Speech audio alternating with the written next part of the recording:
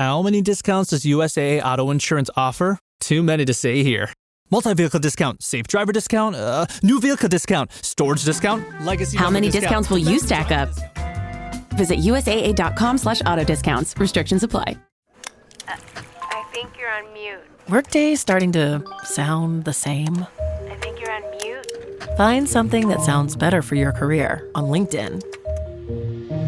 With LinkedIn Job Collections, you can browse curated collections by relevant industries and benefits, like flex PTO or hybrid workplaces, so you can find the right job for you. Get started at linkedin.com/jobs. Finding where you fit. LinkedIn knows how.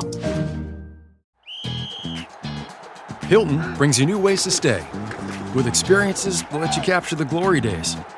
Introducing the Graduate Hotels. Each inspired by local college towns, these stays are always original and never boring. Get in touch with traditions all across the country and enjoy a stay that's a class above the rest. Book at Graduate Hotels with Hilton Honors Points at Hilton.com. It's a win-win. Hilton, for the stay.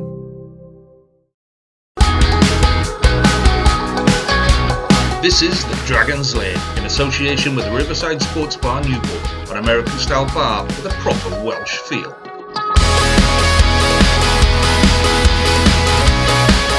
Hello and welcome to the Dragon's Lair podcast in association with Riverside Sports Bar, the home of live sport and great food in Newport. I'm Jamie and joining me is Gavin Thomas. Hiya Gav, how are we doing?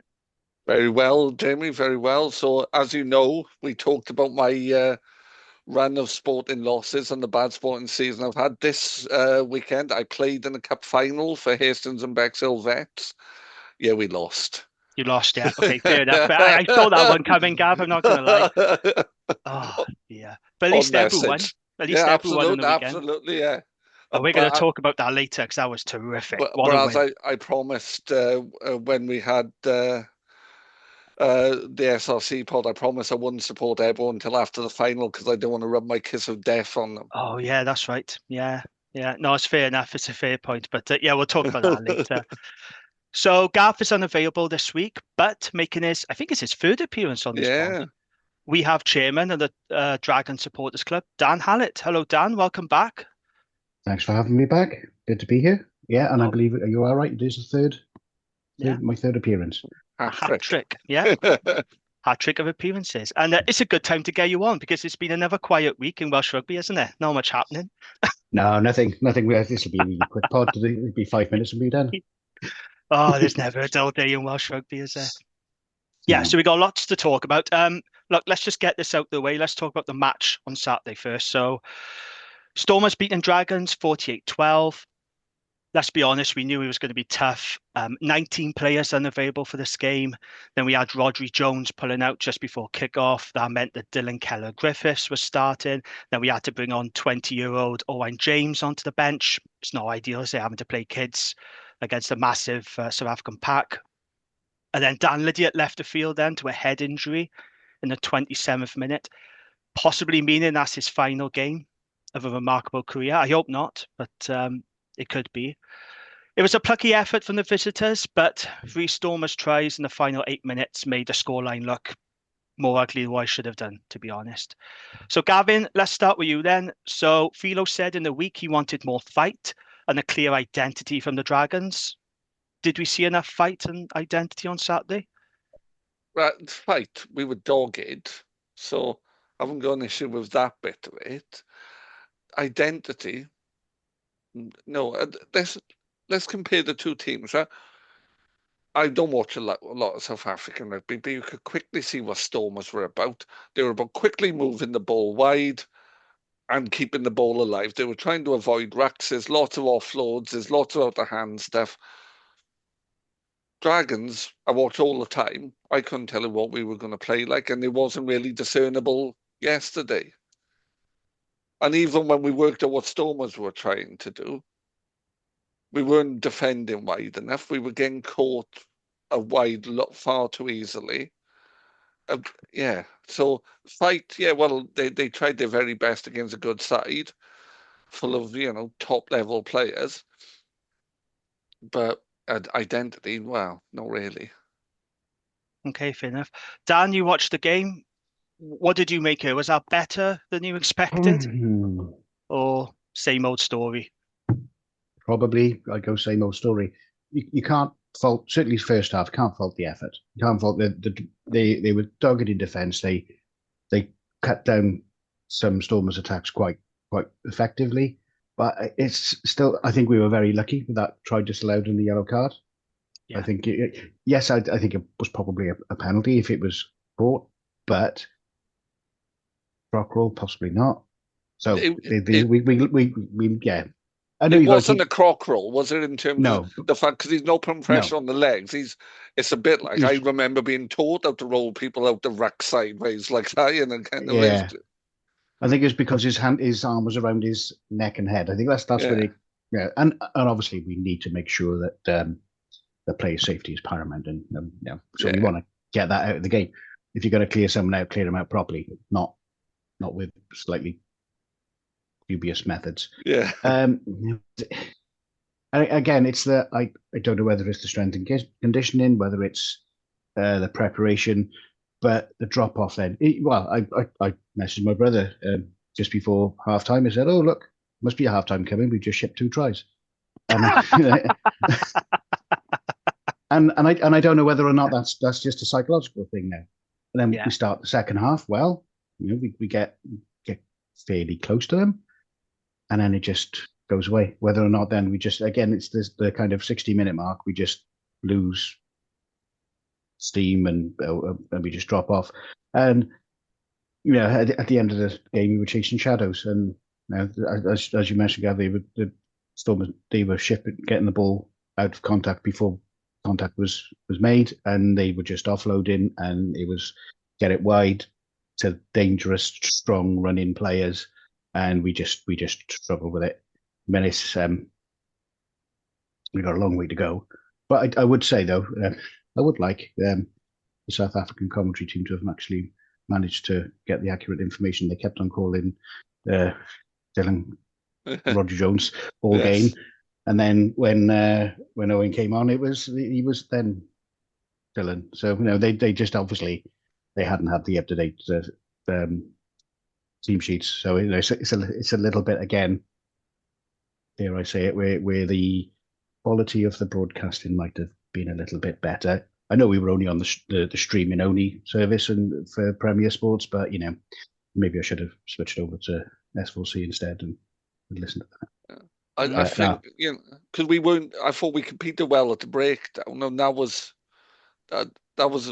solid. We were slowing that ball down, but the minute they stopped taking it into contact, like you say, we were chasing shadows.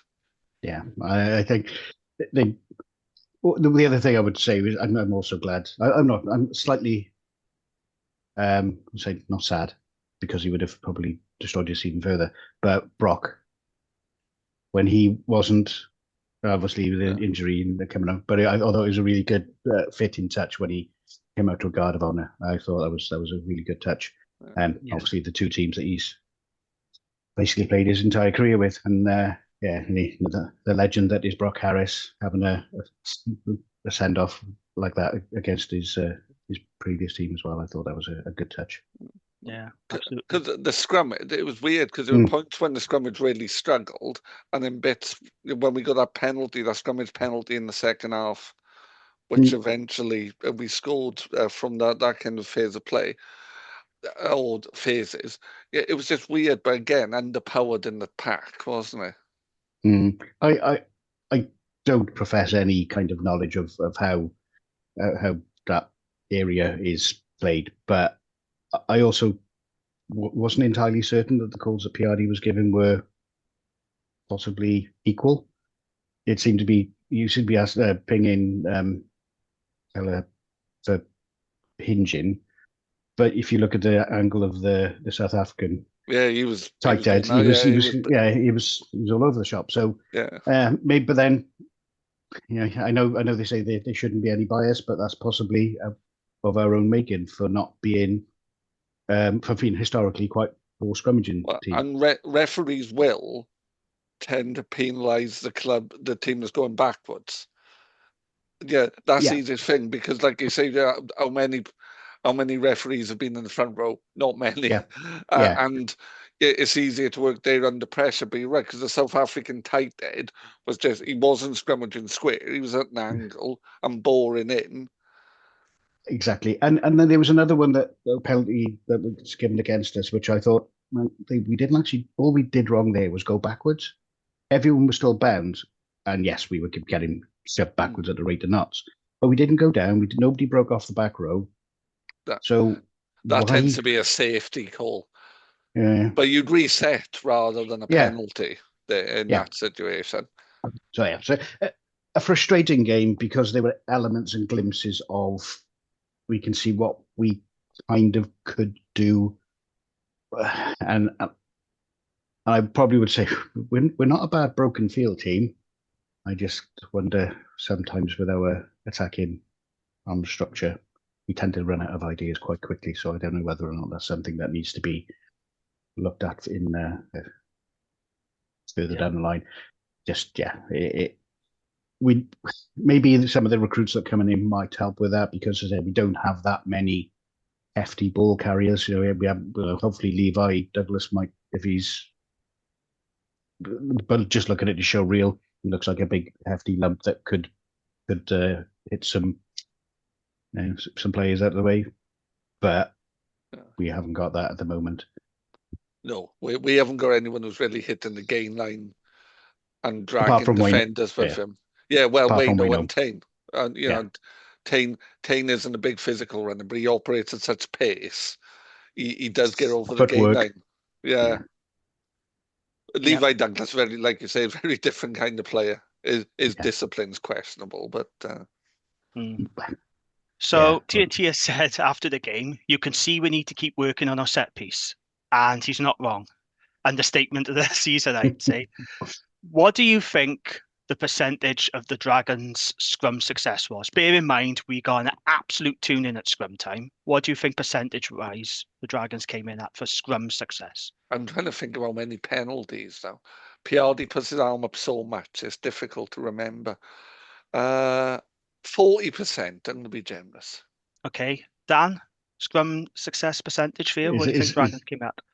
Is this on our own footing? No, probably we on our own ball. From memory, we tend to do quite a lot of quick balls, so I go slightly higher at 50%. It was 63%.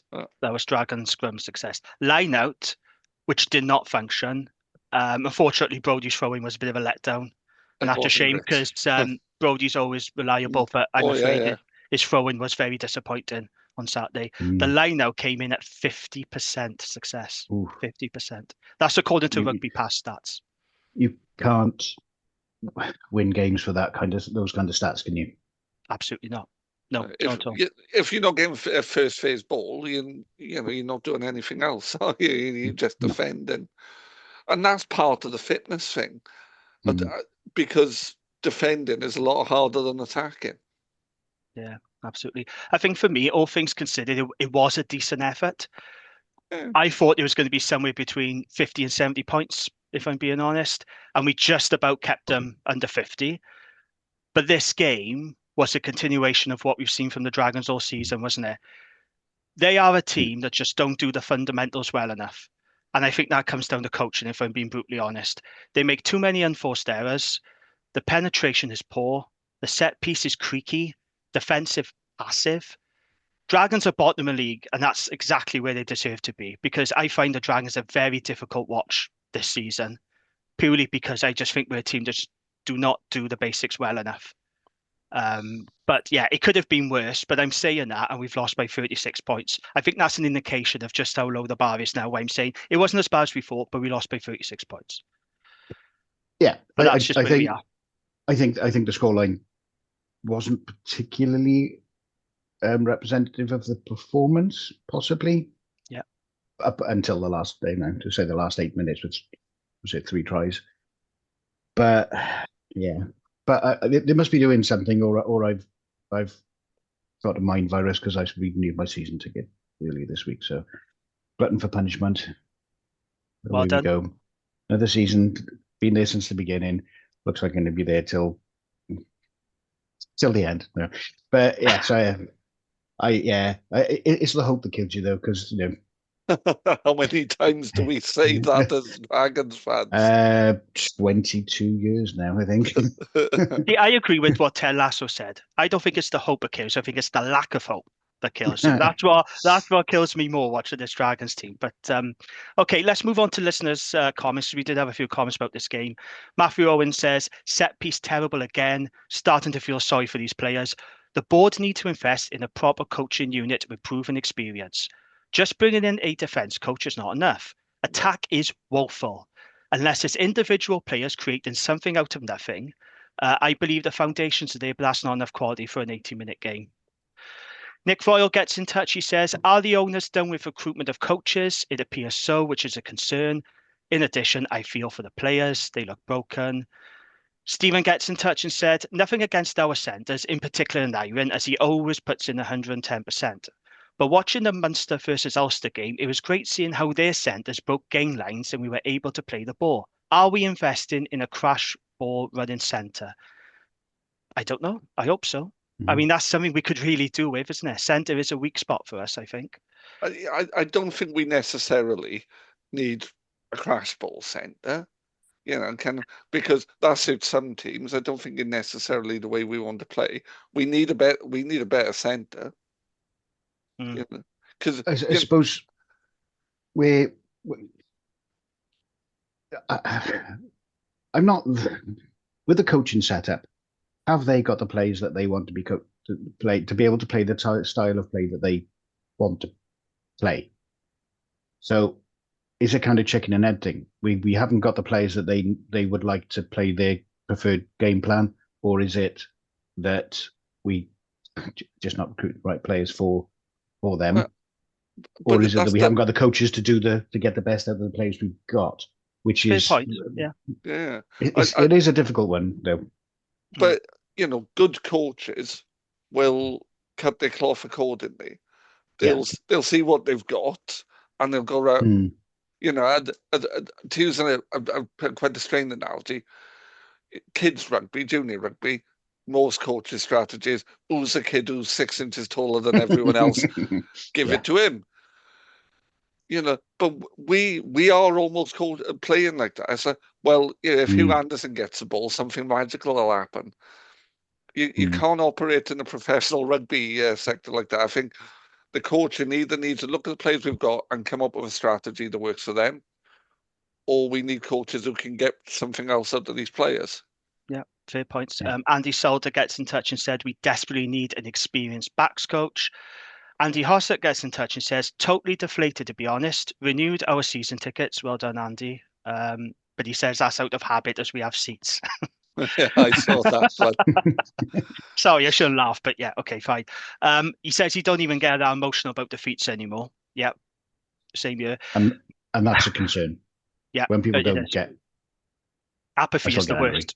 Oh yeah, apathy. Yeah. We've said this on this podcast. When our supporters start turning apathetic, then that's a big concern when the apathy sets in. But he says, my question is this: is anyone genuinely happy with the coaching setup? This is across the board from S&C coaches right up to the top. We look unfit and there are too many injuries constantly, plus limited attack and defence. Unless we invest in the backroom positions and make some real hard decisions, then it's another year of jam tomorrow. Dan, I don't know if you can answer this question. You might have to be a bit more diplomatic because you're on the supporters club. For me, no, I'm not happy with the coaching setup. I'll be honest, I'm not. I think when you look at our coaching setup compared to the other Welsh regions, and indeed compare it to the other teams in the URC, I don't think it looks anywhere near elite or professional enough. And that's my brutally honest opinion. So no, I am not happy with the coaching setup. I would like more experience and coaches with pedigree, but it's down to the owners to make that happen. Gavin, what are your thoughts? Oh no, you have absolutely said exactly what I think. That and it's not a personal thing. No, the role of coaches is to get the best out of the players, and either these players aren't very good, or we aren't getting the best out of them. Well, I know some of those players are good. There are good players on that field, so we aren't getting enough out of them. So we need someone who's just, like I was saying to Dan, somebody who's just going to say, right, this is what you're good at. Let's make it really sharp. It's basic stuff we get wrong. Yeah. Coaching setup. Personally speaking, this is where I'd focus a lot of the resourcing on. Coaching. It's a question coming up. It's a question. Sorry, Dan, it is a question coming up. So maybe hold your powder. I'll hold another one. Right. But what I will say about things like you mentioned, like we got strength and conditioning and things like that. I believe that the role of head of medical services is still up for running. I would obviously, as a pharmacist, I would potentially go for that one, but I don't think I've got the skill set to do that. And quite possibly, yeah. So maybe that's one of the things we need to be looking at is the hate the word, but the holistic approach of everything is interconnected. So you get the strength and conditioning right, you get the medical side of it right, so you get your players fitter, more resilient. You get your if they do become injured, you get the rehab correct. And I hope that they took a shed load of money at somebody who's head of medical services, because they are going to make a massive difference. Like you said, Jamie, the 19 players unavailable, 20. Yeah. It was, It's been like that all season as well, Exactly. We've not seen Funaki. We've seen a half or a couple of halves of Cummins. It's the players that we've spent money on paying their salary that we haven't seen because they've been constantly injured. And are they constantly injured because they're playing? They have to play because we have no depth. So they're playing with niggles, and then those niggles become more permanent injuries. So it's a kind of vicious circle that we've got paper thin squad playing players that shouldn't really be playing if we had depth, because they should be recovering. And then away we go. So hopefully somebody like a new head of medical services would be a key appointment to make sure the rest of it fits into place. And on the coaching front, probably don't know enough of their traits. I'm fairly comfortable that there's been a for Dale McLeod. Is there a question about that, Jamie? Just make sure I don't jump ahead on something. No, we will talk about Dale McLeod a bit later, but no, there's no specific question about them. No, so I just basically I know that it wasn't like a back of a fag packet or over a weekend decision. It was, and I know it was a very extensive process to actually identify him. He came out of that process. So obviously the proof will be in the pudding, but it's not. We can't go out and attract a Sean Edwards or a Andy Farrell. So we've got to make sure we get the right people who have the right mindset, the right kind of way of working, and we won't be able to break the bank for them. But if we can get the best we can get for the pounds we can spend, and I'm mildly optimistic that he will be right. And plus, he's worked with Philo previously, and against him. So and there's I think there's a mutual respect there, and I hope that will transfer through. And as Philo said, he's not a man that doesn't challenge. So certainly like behaviours or attitudes. So hopefully that will come through. Yeah, absolutely. So Harry Crabtree says this: who would be your ideal, realistic marquee signing? He then says, also, do you think it's possible for us to get a new attack coaching for next season? Matt O'Brien is badly out of his depth. I don't see us changing the attack coach. I think that Matt is going to be with us next year. I know that's very unpopular with a lot of supporters. I've got doubts about that position, as do many others, but Matt is going to be probably on the coaching team next season. In terms of the ideal realistic marquee signing, I haven't got any names, but I would like, if we are going to get a marquee signing, which I'm a bit skeptical about, if I'm being brutally honest, but if we do get a marquee signing, I think it should be an outside centre, because Harry Wilson, for whatever reason, it's not working out with Harry. I don't know what's going on lately. I've been on his Instagram the past few weeks. He's on holiday every other week. I mean, he's had more holidays than Thomas Cook, that guy. So I don't know what on earth is going on there. also as well, he's got a lot of work on, doesn't he? You know, he's very raw, and he probably just needs more games, more confidence. So I do think we need a quality, experienced outside centre, because we've gone from this position where we had a lot of strength in the centres, didn't we? We had Steph Hughes, we had Co Tompkinson, we had Max Clark, and now all of a sudden we're down to the bare bones again. And I like Joe Westwood. You know, he's a good kid. He's got a lot of work on, in particular with his defence, and he's not the fastest, but I do like him. He's going to be one for the future.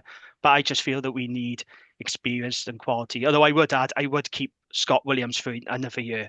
I know this is a story that was in the Argus. I would, just for experience and leadership, because this group badly needs experienced leadership. Scott provides that, and he was very good at Judgment Day. So, Dan, I'll come to you then. Who would be your ideal, realistic marquee signing? Well, what position do you think we should go for? I mean, I think it should be outside centre personally, because it's a very important position. But what do you think? I kind of agree, but I can be cheeky and go. But in the deal, there's room for 2 marquee signings. But yeah, so I think outside centre is definitely one. I just for that experience, for that. That the depth chart there isn't very deep. So yes, definitely. So you need that. Who can we afford? Don't know. The other one for me though is probably, I'm just going back to the times when we used to have Will Rowlands in the second row. For those, I think maybe Levi Douglas will fulfill a role in that, but a big, hefty, angry second row who just dominates, which Will Rowlands did for us. When he played for us, we were a different team. That's true. We're absolutely Douglas different. isn't as gnarly as Will Rowlands. He might be aggressive, but not as controlled. No, I'm a huge Will Rowlands fan. I've talked about on the pod, but we do need, our second rows are too nice. That sounds a weird thing to say. But I like, I like Matthew Screech. I really like Ben Carter. They're both very good players, but they aren't running people's, nobody's checking under their bed at night for Ben Carter, are they? Whereas with Will Rowlands, there was a definite sense of that. Yeah, and it's not like Alan Wynne Jones watches you sleep. No. I actually think Seb Davis is a good signing as well. That hasn't been confirmed yet, but I think this is a guy who's very experienced, Welsh international, big lad. I think he'll be. I think we've recruited a couple of good locks, but I do take your point. I wouldn't say we were a good team with Will Rowlands, but we were competitive. We're much more competitive than what we are now. We're just not competitive at the moment. We weren't bullied. No, that's right. Worryingly, Matthew Screech has been out for a little while now with concussion, and that is a big concern. But so you're saying lock, are you, Dan? That's where you would prioritise? Probably, because I think we've recruited well enough for the back row, and we've got good back rowers in our squad. We've recruited quite a few props and re-signed a few props. Martinez, I'm quite happy we re-signed him when he first came in. I was watching a pre-season game with him, and he absolutely hammered people. He was like a man possessed in that pre-season game. We haven't quite seen that in the league. No. But he looked really, really useful then. And I'm hoping that he's now comfortable in where he is. He's got the confidence that he's got another extension on his contract. So maybe we can see him a bit more of his defensive work in that preseason game. The foundations of Rodney Parade were shaking because he was hitting people so hard. Okay, but hopefully, So on that, outside centre and lock for me, because I just think they're so fundamental to how we would improve. Okay, Gav, same for you then. Before we move on, I think I'd like to see something else at 10. But that's more rearranging the deck chairs and this. So probably second row and outside centre, but a top class 10 would be nice too. Okay, fair enough. Graham has a question for us. This is quite an interesting. For me, it's an easy question to answer. He asks us this: would you prefer to spend money on a marquee signing, or spend money on quality, experienced coaches? You could probably guess what my answer is going to be. And we'll all have the same answer, won't we? Dan? Coaches. Marquee player? Coaches? Yeah. Same year. Gavin?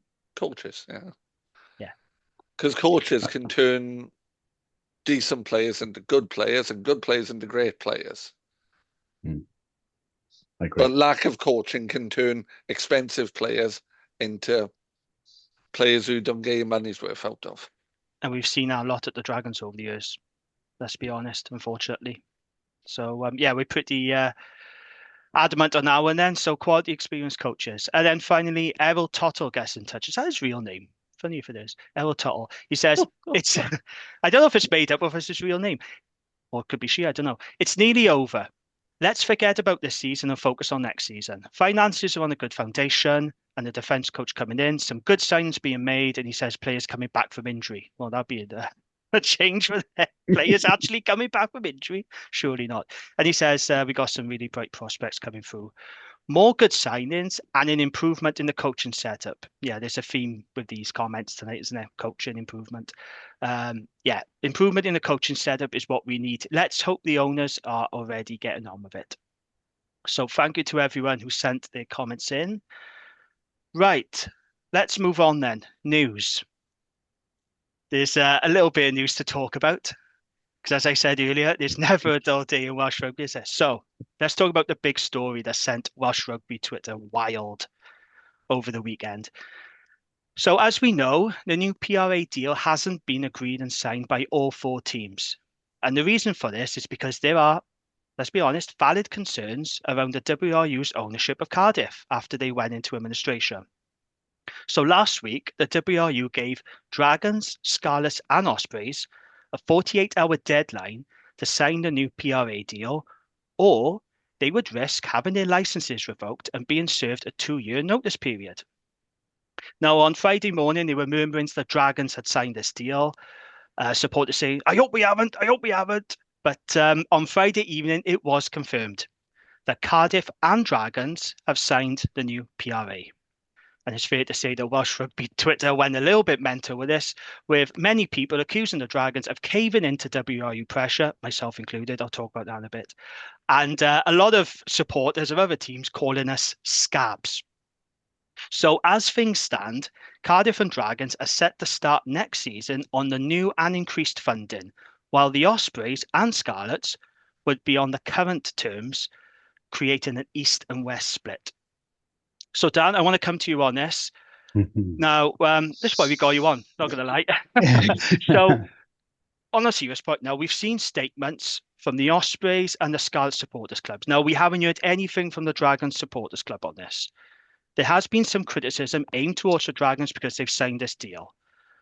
What is your position as an organisation, as a supporters club, on this deal being done? Okay, so a little bit of a preamble on this. Earlier, I don't remember what it was, earlier this week, I was involved in a meeting with the joint supporters group that was with the WRU, the other supporters groups, and also, which was nice and refreshing, with the senior management teams of the 4 professional teams. I will say it was a very positive meeting. It seemed that everyone was kind of aligned in their vision of how they would go ahead, and can't obviously go into much detail because the minutes are not being approved yet, but they will be out as soon as they are. And it was a bit of a surprise when the threat of the 48-hour signing came out from the WRU, because it didn't tie in with the meeting that we'd had previously. Going on from how the reason why the Dragons have signed. Now, I'm going to possibly put it out there that David Wright, Ho Young, David Buttress are slightly more experienced in the world of business and contracts and business agreements than your average Twitterati or X-Men. I trust their judgment, basically. It's their own money. They're the ones that are going to be stumping up the cash. So you don't get to be a wealthy businessman by making stupid, rash decisions. So I'm very comfortable that they have had some assurance, some guarantees from the WRU that the ownership of Cardiff will not be disproportionately detrimental to the Dragons. Whether or not the Ospreys and the Scarlets feel the same way, they obviously don't because they haven't signed. No. And I also suspect there's a little bit of history in it because obviously the situation that we were in being WRU owned, maybe there's an understanding that how it works, that we know we can't be completely equal. For example, I'm pretty certain that if there was some maintenance work that was needed at Rodney Parade, that they didn't then give that same amount of money to the Ospreys or the Scarlets or to Cardiff because they had to spend some money on a fundamental infrastructure purpose, or even health and safety, something that needed to be fixed. So there's got to be some leeway in that. There's got to be some wriggle room. Now, obviously, if the WRU then decided that actually, no, we're going to just put all of our spare cash into Cardiff, then that would be not right. So I suspect there's been some kind of assurance that that's not going to happen. Because, yeah, David and Young wouldn't be signing it if that was the case, or what that was the potential. As for us caving in and capitulating, not a chance.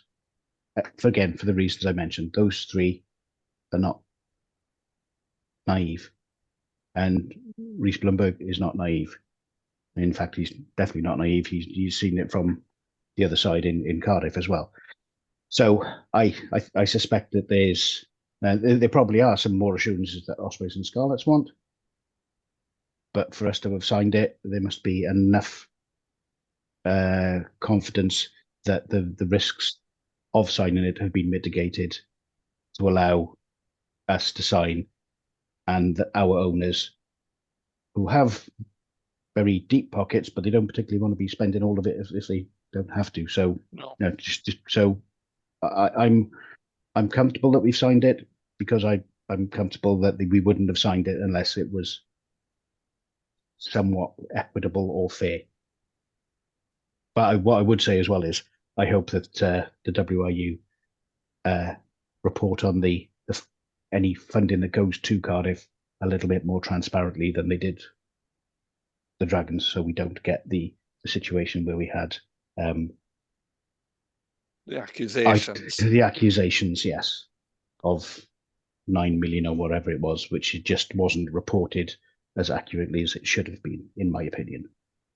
No, and David Buttress debunked that on this pod. Abby Turney debunked it, and I believe the supporters club as well put out a statement saying it was unfounded and just not true. Correct, we did, and yeah, it's just not reported accurately. So yeah, and I'm fairly certain that the Dragons management team have also raised it with the WRU, and yeah, so hopefully we'll see a little bit more transparency, which will be a novel thing for Welsh rugby.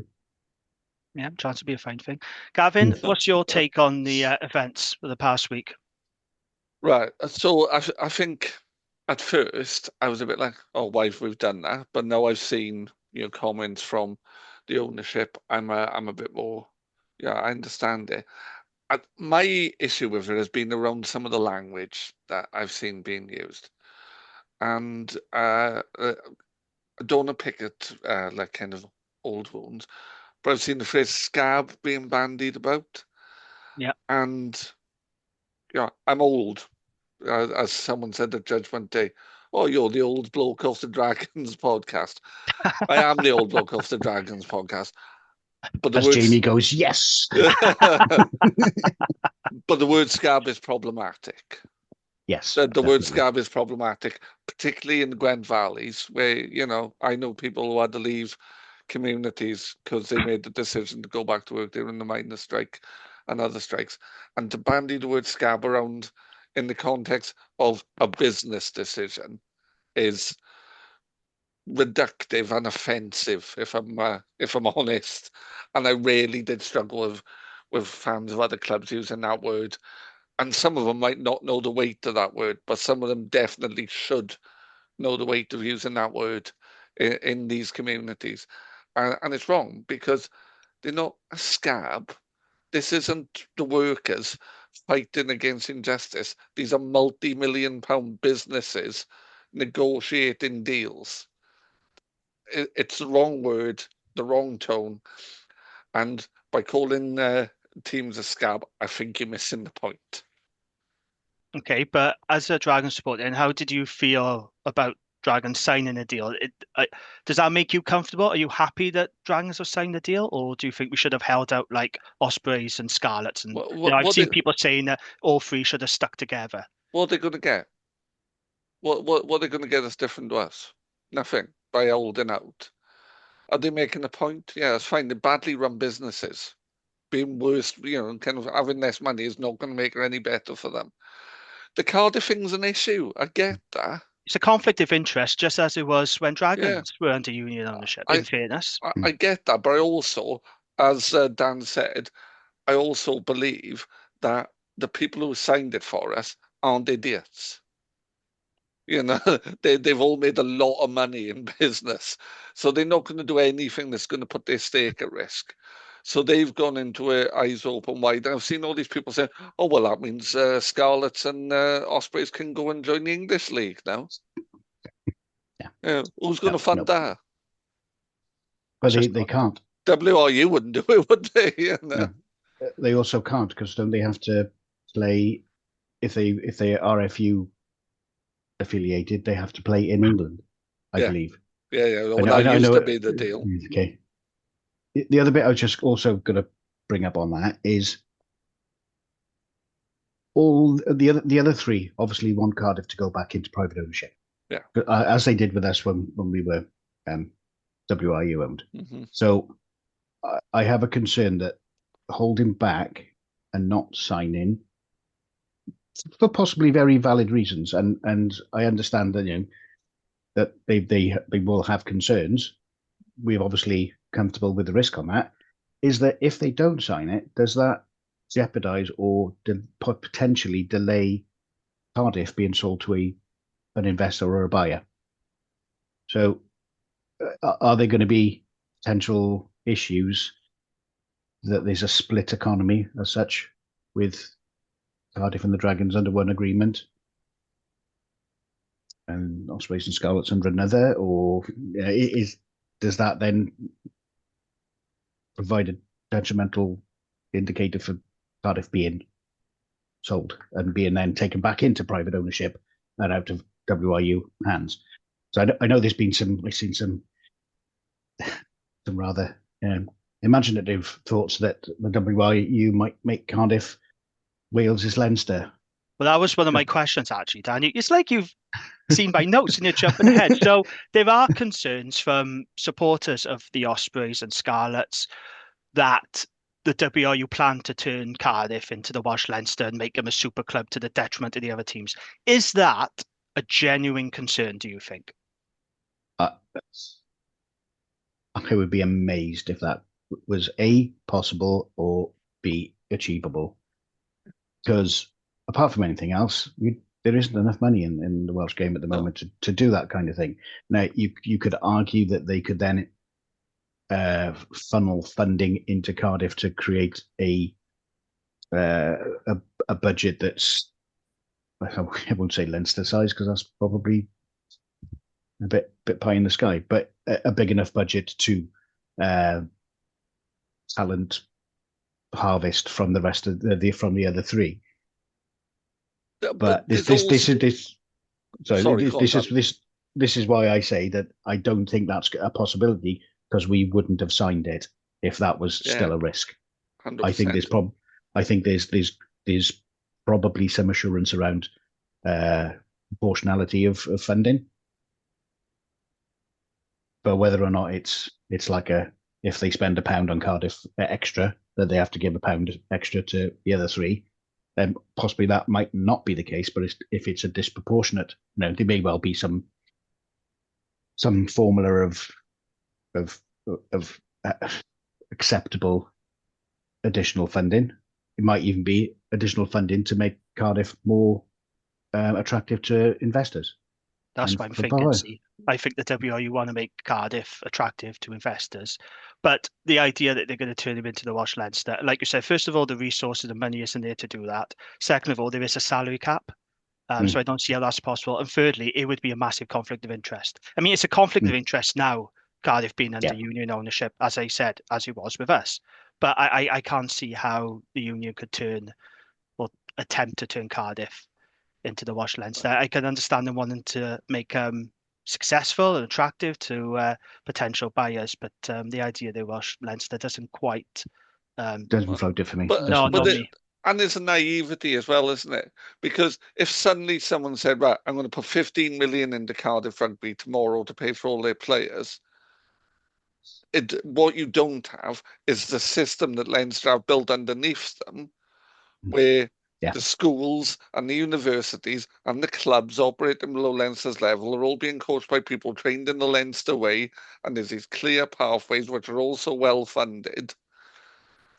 Yeah, it's you're not comparing like for like. No. So I've got to hold my hands up here. When I found out that we had signed the deal, I was a little bit miffed. My first thought was that we caved to WRU pressure, and I wrote that on Facebook as well. That was my initial thought. I thought, yeah, we've caved in. We haven't stuck together. Having been told additional information by somebody at the club, I can honestly say this definitely was not the case.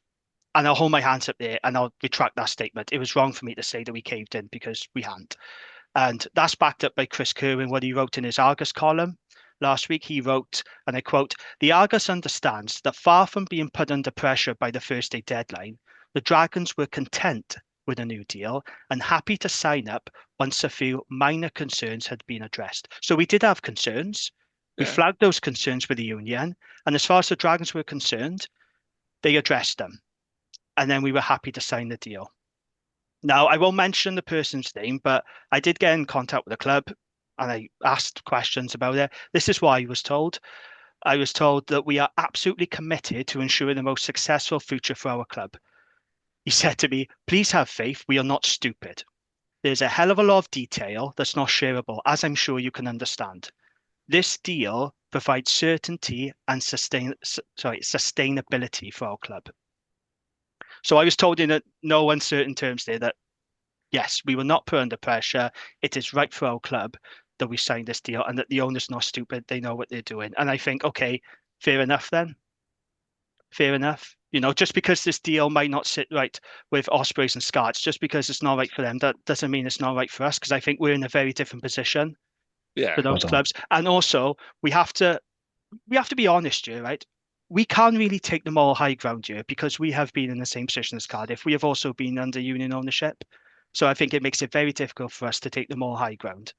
But also as well, David Buttress was asked by a supporter on X what had changed to convince the Dragons to sign this deal. I don't know if any of you saw this. And he replied, and fair play to him. This is what I've always liked about David. He responds to supporters all the time on social media. You know, not every co-owner or chairman does that. I know Lance Bradley, you know, he puts himself out there a lot and he does this. But David was the original guy. He was doing this long before Lance Bradley was. And I appreciate him, you know, being honest with supporters. He said, "Several key points and clarifications have made us comfortable as an ownership to sign."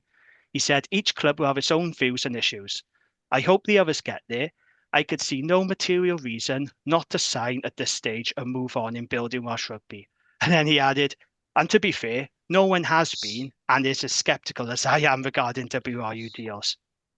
What do we think of that? Is that fair enough, Sam? That's fair enough. I think that's fair enough. And as you guys know, you have had David on, haven't you? Yeah. So it's a few times. There's no mincing words with Mr. Buttress. If he has an opinion, he'll let you know it. And as I mentioned earlier, something must be in place for those three businessmen to be comfortable with the risk that they're going to take with not inconsiderable amounts of their own money, because the WIU have put in the benefactors kind of covering losses and et cetera, et cetera. So yeah, And there probably isn't anybody who's more skeptical of the run of the WRU than David himself. So that's where my comfort in the fact that we've signed has come from, is statements like that from him. Yeah. So fair enough.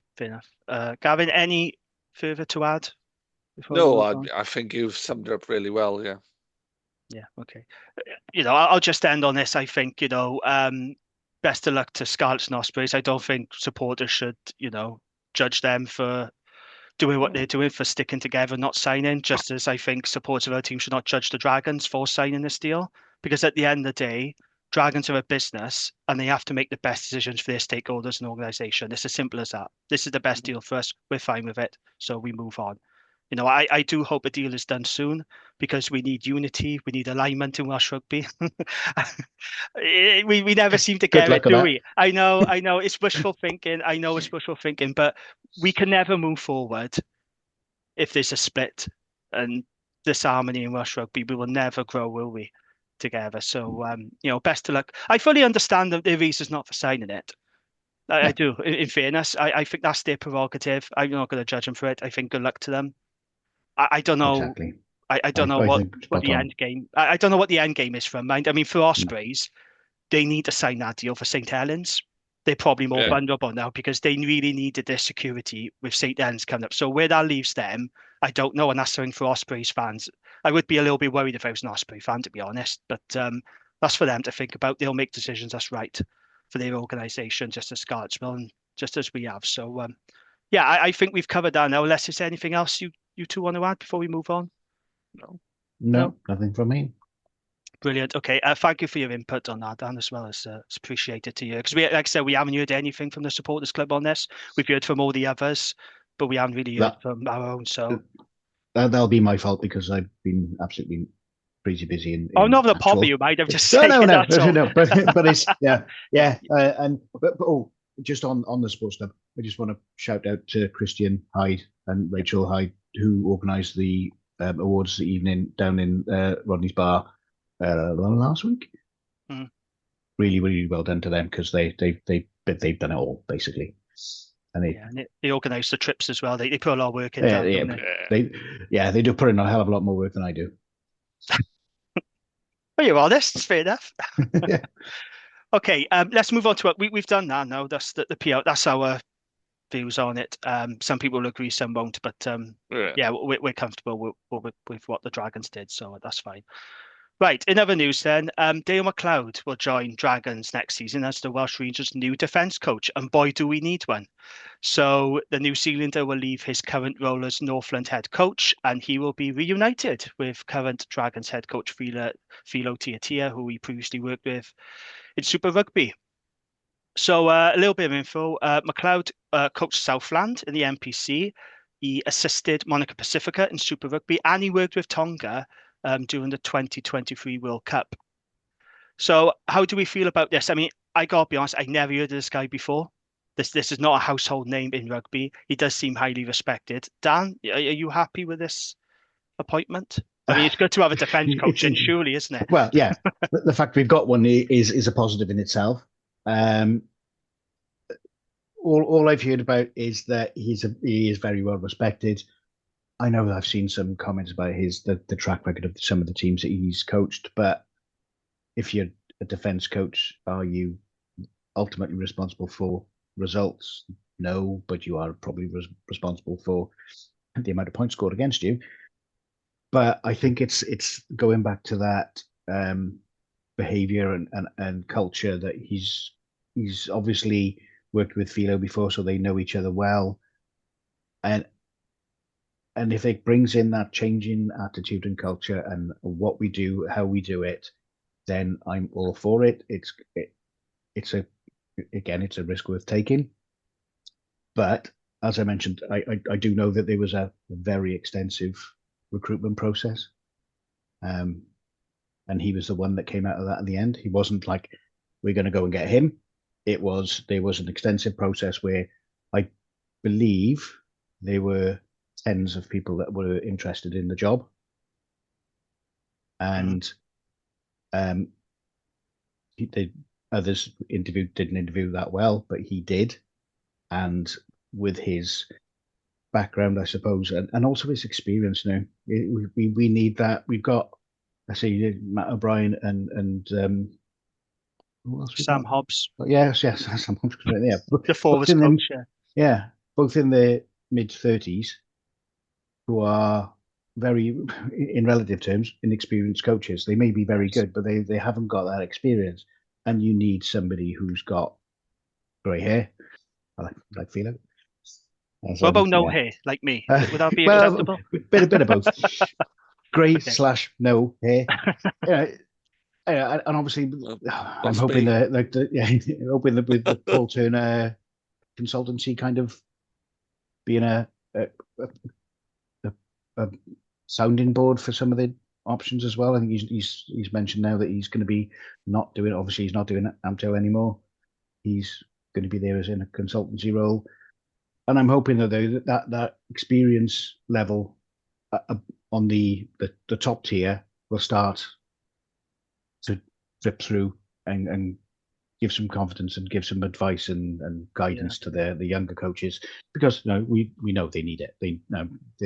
You're not an instant coach, because obviously Dan Hallett looks like he's going to be coming on as a coaching team for contact area, and he's worked under a lot of very, very good coaches, Sean Edwards, for example, but he's going to be cutting his teeth with us, which sometimes I'm a little bit skeptical of, that you get your teeth at a professional club.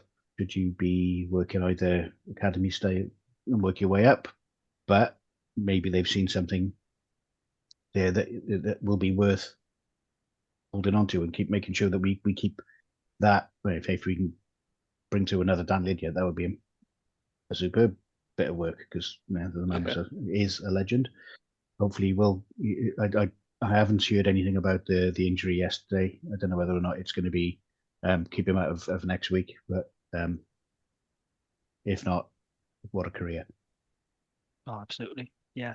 But on Dale, we won't know until the season starts. I know he's supposed to be going and meeting up with the squad and everything in South Africa this week, and then obviously coming over to Newport when he's in the pre-season. No, fair enough. So, did any of you read the statement from Northland Rugby regarding Dale's departure? No. To be fair, he's very highly thought of. I'll just give you a snippet of what it says. So it says, Dale has been a pivotal figure in developing both the players and the culture within the Tariwa. His passion, work ethic, and connection to our people has been second to none. He has laid strong foundations that we will continue to build on. We are truly grateful for his commitment and leadership, and we wish him all the best as he takes his next step in his career. So this is quite a lengthy statement, right? Something that did stick out to me, the word culture pops up a lot. And I think that's important, because this is a club, I think, that doesn't have the right culture. I think culture there's a big question mark over the Dragons culture. And I think this is potentially a pretty decent pickup. My only concern is that, most of his experience is in the NPC, which is the second tier competition to Super Rugby. Also, as well, Northland, they are last but one in the table. So they are currently 13th, and they've won just 2 games all season. And he's currently head coach. So he's more successful than Philo. Well, he's won more games than Philo, certainly. Yeah. But coming into a similar scenario then. But that's my only sort of. There are some question marks as well. But what about you then, Gav? What do you think of the sign? I guess it's the same, isn't it? We need to see. Yeah, I don't know enough about him. No. I'll watch the occasional NPC game on Sky, but I'm not knowledgeable about it. You've got to give him a chance. It's hardly mouth-watering, but let's see where we are at Christmas. But is it enough, Gav, just bringing in a defence coach? It's not at all. No. We need more experience. We need experienced forwards coach and experienced backs coach, and I'm not anti the guys who are doing the job already, but they aren't experienced enough to get. If you were a top-level centre I watched the Super Rugby this weekend. So say we managed to convince David Havili he wanted to come to Newport. He was fed up with Canterbury. He didn't want to play for the Crusaders anymore, and he came to Dragons. And he Marquee got signing. yeah. Well, the thing is, you could potentially as a marquee signing, and he gets there, and there's a bloke who's 5 years older than him, who's playing semi-pro rugby, coaching him. He's not going to be impressed, is he? No. And I think that's entirely fair. I really do. I think that's fair. Tell you what is encouraging. I'll just read you something. This was a little while ago, but I'll just read you this. So when McLeod was in charge of Southland, not Northland now, the club before Southland, they went from being the worst defensive team in the NPC in 2019 to the best in 2020. So Southland conceded 37.2 points per game. 12 months later, that was reduced to just 19.3 points per game in the 2020 season. He did it with a team. Listen to this. He did it with a team operating with the lowest player budget in the NPC. That's encouraging. I know it's NPC level, but he does have a track record of tightening up defense. So that's something to cling on to. Yeah, it is. And we set a precedent now. So we'll have to work out what our points per game is this season and see how close we are to the Southland figures by the end of next season. I don't know what the official stats are, but it feels like we're conceding 40 plus points a game at the moment. I don't know what it is, but that's how it feels. I'd say it's about that. Yeah, it probably is. In fairness, we joke, but it probably is. Yeah. So we can get down to 19 points per game, then he's transferred his skills from NPC to URC. Yeah, happy days. But with that one, I think we'll agree that the proof is in the pudding. But, it's just nice to have a defence coach on board. Absolutely. Let's talk about new signings then, comings and goings. Tinas De Beer, since we've last recorded a pod, he's officially signed now from Cardiff.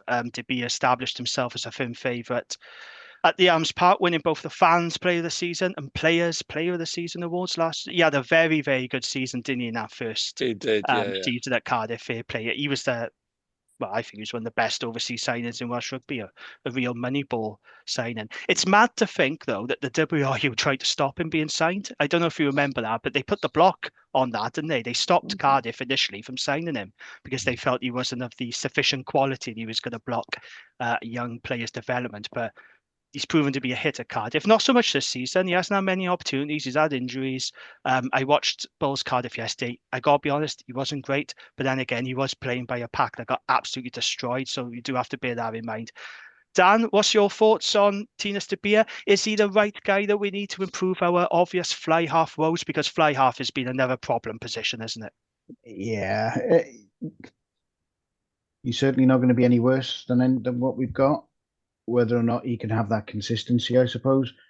And we had it last year where Will Reed was basically having to carry the whole fly half position by himself, which wasn't fair on him, being such a young kid. And it adds to the depth charge for only the depth charge. Yeah. So yes, a good sign in. Would I have possibly wanted to take a bit more money at somebody else, possibly? But again, if he can reproduce what he did for Cardiff last season, then happy days. But he's going to have hopefully not have so much of a on the back foot pack for us next season with some of the other signings we've had. It's a good sign-in. Does it fill me with he's going to be the starting 10 every week? No, probably not. Interesting. Gavin?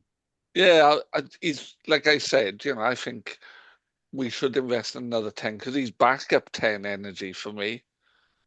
He's an upgrade on what we've got. Yeah. He's an upgrade on, Kai Evans doesn't get inside. Lloyd Evans has not been the player we thought he might be. Nope. And Will Reed is, Will Reed can't carry on his shoulders. He's not quite there either. So he'd be a good backup choice for me. I would prefer a better player at 10 though. Yeah. Okay, that's fair enough. I'm not sure he's above and beyond Angus. No, he's probably at the same level as Angus, but I would rather have Angus at 15 anyway. Given my rathers. Yeah. I would. I prefer Angus at 15. But at least we've got the additional monster boot as well. So yeah, it is that. We continue with the outside out with the massive boot if But I'd like a good goal kicking 10 as well, though, which De Beer isn't. No, and that's been a big problem, goal kicking. It cost us the game against Ulster, and it's cost us many games over the season. When you look back on the near misses, it has been because of goal kicking. I don't know what on earth goes on about Strummer, why they can't kick their goals. Cardiff have got a similar problem with their goal kicking, but Ben Thomas can actually kick goals. So they might just use him going forward. But we've got to address that goal kicking problem. I was going to say it'd be interesting to see what happens with Lloyd Evans, because I know Chris Kerman was right in that he's out of contract this season, but he's saying is it worth keeping him for another year at least. If we could get another 10, I wouldn't bother personally. Depends how much. For me, I agree. If it's I don't want to say cheap deal. Please don't want to say cheap deals, but if it's a reasonable deal, is it worth keeping him? Well, here's the question then, right? So you've got Kai Evans coming out the contract as well. He's also a fullback / fly half, and you've got Lloyd Evans as well. So if you had a choice, we had to offer one contract another year to one of those players. Who would it be? Lloyd Evans or Kai Evans? Oh, God. It's Hobson's choice, isn't it? Lloyd Evans, probably, just because he's younger and less injury prone. Dan? Probably the same, but it's a toss of a coin, really. Yeah. Neither of them are appealing options, are they? It's not much of a choice, I know, admittedly. It's like when you get to a dessert and the only options are like a kind of an apple crumble or cheese board. You know? Have an apple crumble. Oh, see, I like an apple crumble. See, I'd want something meringue-based. Where's the meringue-based option? There's no meringue-based option in those 10s. Well, to use that analogy, and Lloyd Evans is my apple crumble. So I'm going for Lloyd Evans apple crumble. So, fair enough. He's my cheese board. Which is the same thing, but yeah, I'm not a fan, but he's fine. Okay. And then departures, scrum half Dane Blacker will return to the Scarlets in the summer. To be fair, he actually did all right off the bench against the Stormers, I thought. There was that kick which led to the attack in scrum, and then Dane scored, didn't he? He actually added impact from the bench, which is something, frustratingly, we haven't seen enough of him do. So I think with this, though, I think this is a move that's good for all parties. Oh, yeah. I think Dane will be the first to admit that he probably hasn't hit the heights since he moved from the Scarlets. And let's not forget, when he was at the Scarlets, he was keeping Gav Davis out of the team. He was in very good form. He got called up to the Wales squad. But with us, he never really kicked on. And this is something that we spoke about, Gav. When Dane started, I didn't feel he grabbed the 9 jersey by the scruff of the neck. And when Rodri went off and Dane came on, it always felt like a drop-off. I think that was the problem I had. So, hasn't he been commuting from West Wales as well? Yeah, possibly. It also playing in our defensively naive / weak team. It wasn't the best for him either, because I don't think he was the most defensively sound from half either. No. But he'll do very well at the Scarlets. Mark my words. He'll go back there and he'll look like a Will Peter, and he will do very well in that system. Attacking wise, yes, he's a sharp operator. So I think, he'll work well there. Yes, as you said, good for all parties. Yeah, absolutely. And it's not confirmed yet, but George Knott as well is on the way to Cardiff. I like George, really nice guy. I spoke to him a couple of times at events. He's been very active in the community as well, hasn't he, Dan? He's done a lot of Dragons in the community events. And the Dragons wheelchair rugby team, I think he's a big supporter of them as well. I think he's done a lot of stuff with them, and he's just one of those good guys. He's a good squad player as well. You know, he feels. I would have kept him. I'm not going to lie. I would have kept him. Maybe it's a financial decision. I don't know why he was signed on from London Irish. I don't think it was cheap, to be honest. But I would have kept him personally. But it's up to the club. They got to cut their cloth, haven't they? Yeah. So it's fair enough. Right. Okay. I think we'll leave it there, Dan. Great to have you with us. I really do appreciate you coming on. I say it's been a hell of a week in Welsh rugby, and I really wanted to get the thoughts of you and the supporters club on a very divisive issue right now in Welsh rugby, but I do appreciate it. But we're used to it now, aren't we? There's never a dull moment, and there's never a unity. So it is what it is, and it'll all get worked out in the end. But yeah, so thank you very much again, gents. It's been a pleasure, and glad to be back. Thank you. We might get you on for a fourth appearance, maybe a season preview. All right. You'll be a regular co-presenter soon, Dan, the way it's going.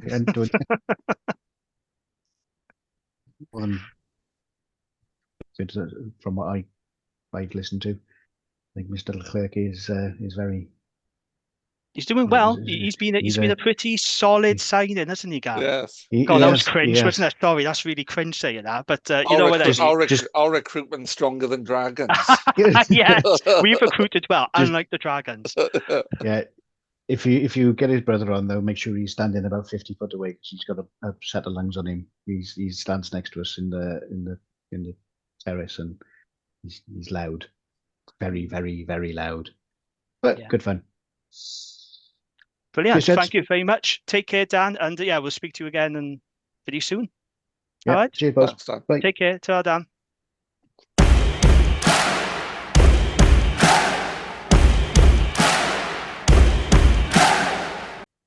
There we go, Dan Hallett from the Supporters Club. Good to get him on. It just felt like the perfect week to get him on because I think it was important we heard from the Supporters Club about what happened, So, thank you. And it was pretty short notice when they contacted him as well. So, thank you to Dan for that. Okay, then, it's time for our Gwent Rugby Roundup. And it gives me great pleasure to say, and I'm very excited about this, we are going to have an all-Gwent Super Rugby Cup final next week. How brilliant is that? Ebbw Vale versus Newport. Can't wait. Come on, Gav, tell us more.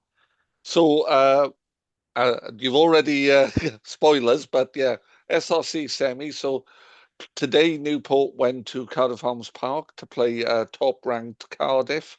And came away 35-20 winners. What a win. Newport really in form at the minute, and last time they played, Ebbw Vale dominated in the forward. So, Newport are perhaps the dark horses, but I think for us, we always knew they were a strong side. And then in the other game played on Saturday, Ebbw Vale 29, Llandovery 28. If you consider that at half-time, Ebbw Vale were 21-5 down in that game. They were. Remarkable. They looked down and out. They looked out of it at half-time. I was watching it thinking there's no way Ebbw going to come back into this. Llandovery are a very good side. But fair play to Ebbw. Yeah, it's going to be a fantastic final. Yeah, the Cricket Club are going to be delighted. They're going to be another. Did you see that? I did. So for those who don't know, there's some dispute, isn't there, between the Cricket Club and the Rugby Club, I understand. And the Cricket Club had a sign out the front saying that, basically wishing Llandovery good luck from the Cricket Club, which is very, very petty and very Welsh village mentality stuff, isn't it? It's for those who don't know, Eugene Cross Park is host to both Ebbw Vale Rugby Club and Ebbw Vale Cricket Club. And essentially the cricket pitch sits behind the far end, the non-river end of the ground. So the other end of the ground, you've got the clubhouse, and you've got the stand on one side and then the bank on the other. And then there's just open ground, which is the cricket ground, and the cricket terrace is up behind it. And there's always been this, kind of, I'm going back to when I was a kid playing cricket and stuff. There was always that conflict about it. So it's always been there, but yes, it's, come on, boys. The rugby club in the town has got to the final. Let's celebrate that rather than get our knickers in a twist about access to the pitch. Yeah, but it was just extremely petty. Funny, but also very, very petty and very Welsh. Oh, yeah, absolutely. And the things, they used to have touring sides at Ebbw Vale. Glamorgan would play a game up at Ebbw Vale, but that's stopped now. But I saw him play Sri Lanka there a lifetime ago. But Ebbw Vale Newport final, it's the final we wanted, certainly. Our respective clubs and two Gwent sides. All the Gwent sides go into the playoffs. I think that's a good first SRC for the Gwent sides. Great stuff. Well done to both teams. Really pleased about that. So not a lot of grassroots rugby, but in the Prem, Bargoed 28, Pontypridd 19. Pontypridd have already won the title, so I think they'd rotate it a bit. And Cross Keys 51, Astrid Rhondda 33. Hell of a game that. Good result. And in the championship, Aberdeen 15, Talwyn 28. A good solid season for Talwyn mid-table. Bedwas 54, Penalta 14. And your boys Ynys D 28, Treorchy 22. Up the D's, great so result. Ending the season on a win. Yeah, great result that. But that's all we have in the world of community rugby this week. Oh, it's a brief one. Well, Division 1 to everything else has stopped now. Oh, yeah, of course. Yeah, but I'm just really chuffed a bit that we've got an all-Gwent final. Gwent Rugby has done really well, hasn't it, in Super Rugby Cymru. Pontypool have played their part. Ebro have been really good. Newport have been consistently good. Now, they're a well-coached team, Newport. I know it's a different standard of rugby, but they are a very well-coached side. They're well-organised, aren't they? Yeah. And that's the difference at that kind of semi-pro level. Well, it's not the difference. It's all sport. If you're well-organised and well-coached, you'll do well. Yeah. I was going to ask you, I'm going off the topic, Jamie. Lions announcement, no Dragons, only 2 Welshmen. What was your take on that? I've got no complaints. I must admit, well, when I talked about this on Rap, I had 3 guaranteed Welsh players. So Jack Morgan, Dowie Lake, and Thomas Williams. Those were my 3 picks. Dowie didn't make it. But I also thought that maybe Tlupe Faletau would come into the reckoning. But other than that, there was a lot of bolters, wasn't it? Like Blair Murray was a bolter. People talking about Dav Jenkins, that's a bolter. Nicky Smith. I don't think we could complain too much about having just 2 Welshmen in the lines, because I just think that's a reflection of where Welsh rugby is right now. It is a little bit sad. This is what it was like to be a Scotland fan, wasn't it? They had 2 tours where I think they only had a couple of players, 3 at most. 2017, they had 2 players. Yeah, there was another 2 as well where they only had 2. And I've seen a lot of Welsh people say, oh, I've lost interest in Lions. I can't be asked to support them and I'm not going to watch it. I will, because I love rugby and I love the Lions. I've always been a huge British. Even if there was 0 Welshmen, I'd still be engaged and I'll still watch all the tests and the tour games, because I think it's a great concept. There's a romance to it. And yes. I was in a group chat with friends and they were quite cynical about it. And I said, this reminds me of watching rugby with my dad. That was my first real experience of watching rugby. Watching the Lions with my dad, and there's a romance to it, and it's, I agree. Yeah, there's just something, and it's nice because I get to support English players and Irish players for a change. Yeah, the squad itself, though, I've got no real complaints. Okay, there was a few surprises. I didn't expect Elliot Daly in there. I didn't expect Scott Cummins in there. No, Cummins was a surprise for me. Yeah, I would take Elliot Daly on tour with me wherever I was going. Yeah, I'll be honest. Swiss Army knife, isn't he? Absolutely. Mac Hansen, for some reason, maybe I shouldn't have seen that as a surprise, but I did. I didn't think he was going to be selected. But the rest of them, I got no complaints. I am actually pleased to say, this might be unpopular, I'm really pleased to see Henry Pollock in there, because he's a player who I know I'm going to hate when he plays for England. Oh, yeah. But when he plays for the Lions, I'm going to love, because he is an absolute gobshite, that kid. He is so talented, but he's a gobshite, and that's exactly the kind of player you need in your team. I think he's fab, I do. He's shithouse his shithouse, isn't he? I think he's great. People say, oh, he's arrogant. It's not within rugby values and all this. Oh, ball off. Rugby values. We complain about the lack of we complain about a lack of personality in rugby. There's no characters, and then you get Henry Pollock, and then people are still moaning. I think he's great. Obviously, like I said, I will hate him when he plays for England, especially against Wales. But I think it's a great story. And I watched the squad announcement. He got by far the biggest cheer in the crowd. He's a very popular player. Yeah, Luke Cowan-Dickie was another one that came out of the blue. Again, maybe I shouldn't have done, but I was not expecting Luke Cowan-Dickie. I thought maybe Jamie George or Dowie Lake would have been in there. But I'm fine with the squad. You as a whole. Oh no, I think he's picked a good squad. I've seen someone saying, "Oh, it's a really weak squad." Yeah, I'm not saying that. Weak. It's not weak. It's built on the foundations of the 2 best teams of the nations, Ireland and England, and takes the best from Scotland and Wales. It's a strong side. He's got every right to pick whatever players he wants, and Like I said, I just think it is sad for Welsh Rugby. There's a come down. Apparently, we used to average around 10 players per tour. Like that was the Welsh average. But that was relatively new because I started watching the Lions in the 80s. Yeah. And I think the first tour I remember would have been 85, maybe. And we took 5 players. There was only about 6 or 7 in 89. Yeah, I think it's definitely on recent times, but I think it was in Rugby World. I saw a stat where Wales would average 10 players per Lions tour, but it's where we are, Gav. I've got no complaints. Yeah, it is a little bit sad, but it's a reflection of Welsh Rugby only having 2. But what I would say, there will be injuries. Players will get called up, so we still might see guys like Dewi Lake, Tupi Fartow. I did see some people suggesting Aaron Wainwright. Aaron Wainwright was never in the reckoning for me. Wayno's so far down the rank in terms of back row, isn't he? And I don't really know if he'd fit Andy Fowle's system either, if I'm being honest. But you'd be great for the Lions, don't get me wrong. You do a great job midweek. And I love Wayne. I think he's a quality player, but he was never really in contention. No Dragons players were really in contention. So I don't think we can have any complaints, especially with this wretched, embarrassing season that we're having. I don't think we can have too many complaints. But yeah, so that's the Lions done. I'm looking forward to it anyway. Should be a decent series. Just before we move on then, a reminder to, if you haven't already, please subscribe to the Rap YouTube channel and leave us a 5-star review where we get your podcast. We've only had one 5-star review from Reverending Story, 5 stars. He says, very balanced and covers other topics as well as Dragons generally losing. Yes.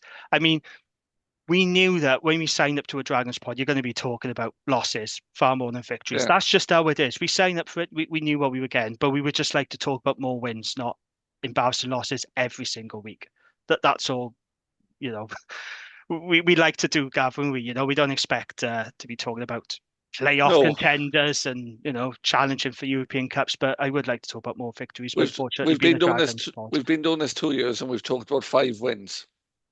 It must be more than that, but I'm pretty sure. Well, we haven't hit double figures with wins. I know that, and this is our 63rd episode, I think. Yeah, two games this year, 3 last year, was it?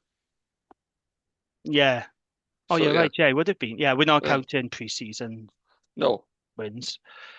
Yeah, but like I said, that's the Dragons. That's just who they are. So unfortunately, we that's our life. Yes. Losers, serial losers. But anyway, thank you for that. Much appreciated. Please leave us a 5-star review, and you'll get a mention as well if you do it, and it's much appreciated. Right, before we go then, just very quickly, Bulls next. Did you see the Leinster Zebra score on the weekend? I did not. Right, so Leinster put, I think it was 75 points on Zebra. They picked a full-strength squad, right, and they included Jody Barrett, who should have started against Northampton, but they started him against Zebra. So they've had a lot of stick for that Leinster, and rightly so, because it's just a little bit silly, isn't it? Yeah. But it cost them against Northampton, didn't it? It certainly did. I'm not just saying this now to be controversial, but it was 76 points they put on Zebra, 76-5. I genuinely believe, and I hope I'm wrong, but I genuinely believe we could see a very similar scoreline on Saturday with the Dragons playing the Bulls, because I watched the Bulls. They pumped Cardiff. The scoreline doesn't reflect Bulls' dominance. Gav, they're so powerful. They are and this Dragons team, they're not going to cope with it. They are going to get absolutely creamed. We could be looking at a record defeat. And I hate saying that. I'm not saying it to be controversial, but we could be seriously looking at a 70-pointer year easily. Maybe 80, I don't know. Any thoughts on that at all? You've gone silent now. Is it just sinking in?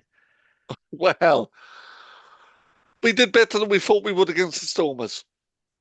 Yeah, but to be honest, Gav, I don't think the Stormers were that good. I mean, they'll be much better against Cardiff next week, guaranteed. But I don't know whether they underestimated us, but it's frustrating, isn't it? Like, they weren't very good, yet they still beat us by 36 points. Again, that just explains how bad the Dragons are when teams don't even have to be very good and they cruise to bonus point wins. But up against this Bulls team, it was so big, so powerful, so much quality across the board.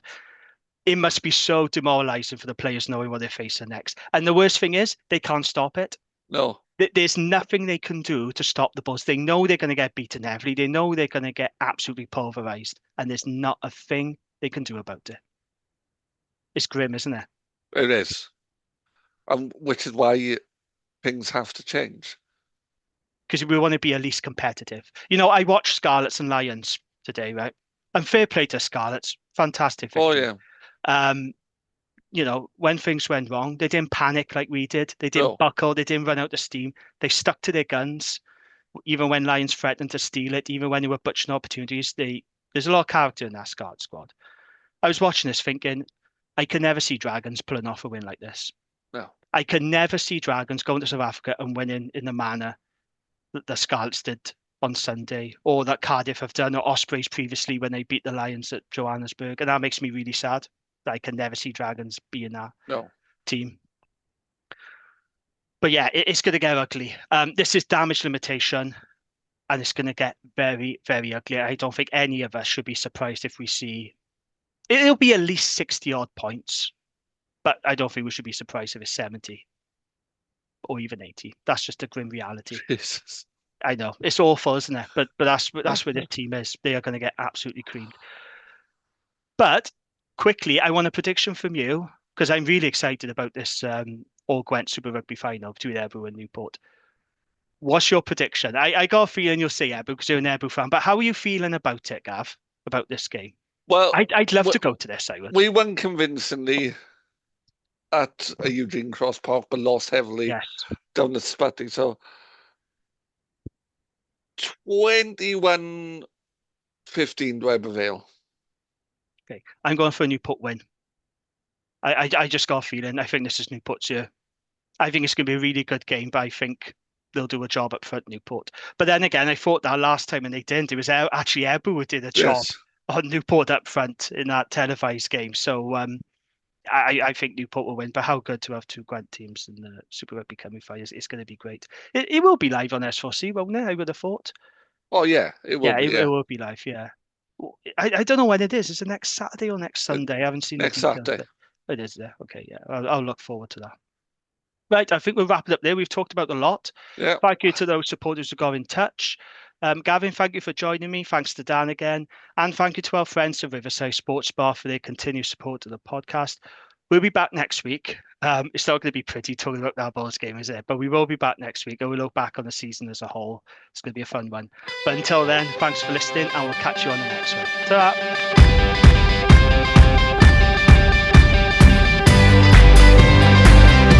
That was The Dragon's Lair in association with the Riverside Sports Bar Newport, an American-style bar with a proper Welsh feel.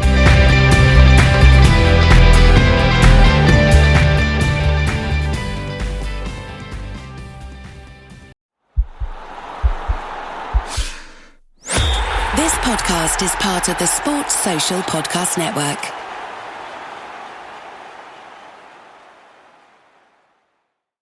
You just realized your business needed to hire someone yesterday. How can you find amazing candidates fast? Easy. Just use Indeed. Stop struggling to get your job post seen on other job sites. With Indeed sponsored jobs, your post jumps to the top of the page for your relevant candidates, so you can reach the people you want faster. According to Indeed data, sponsored jobs posted directly on Indeed have 45% more applications than non-sponsored jobs. Don't wait any longer. Speed up your hiring right now with Indeed.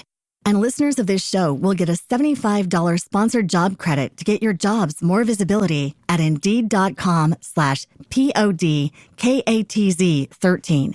Just go to Indeed.com/PODKATZ13 right now and support our show by saying you heard about Indeed on this podcast. Terms and conditions apply. Hiring? Indeed is all you need.